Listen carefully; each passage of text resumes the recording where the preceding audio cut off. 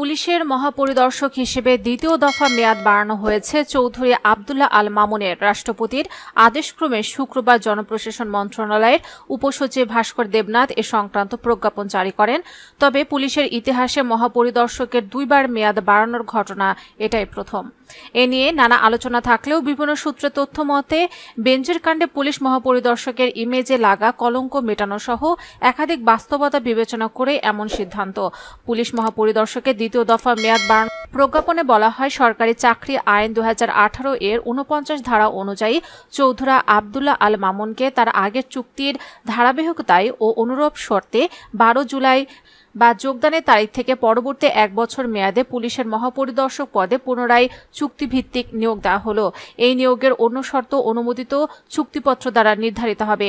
এর আগে গত বছরের 9 জানুয়ারি আইজিপি হিসেবে চৌধুরী আব্দুল্লাহ আল মামুনের মেয়াদ 1.5 বছর বাড়িয়েছিলেন সরকার। এদিকে বর্তমান আইজিপির মেয়াদ শেষে কে দায়িত্ব পাচ্ছেন এমন আলোচনা এখন বাহিনীর ভেতরেও বাইরেও। যেহেতু মেয়াদ বাড়ানোর কারণে 12তম ব্যাচের কেউ দায়িত্ব পাচ্ছেন না, সেক্ষেত্রে নতুন মুখ কে হচ্ছেন তাকে ঘিরে রয়েছে জল্পনা কল্পনা। পুলিশের অভ্যন্তরীণ তথ্য বলছে, চৌধুরী মামুনের পর পুলিশ প্রধান হওয়ার দৌড়ে সবচেয়ে এগিয়ে আছেন স্পেশাল ব্রাঞ্চের প্রধান মনিরুল ইসলাম। তিনি অতিরিক্ত আইজিপির মর্যাদায় রয়েছেন। ধারণা করা হচ্ছে সরকার তাকে পরবর্তী পুলিশ প্রধান হিসেবে নিয়োগ দিতে চায়। এর কারণে চৌধুরী আল মামুনের মেয়াদ বাড়ানো হয়েছে।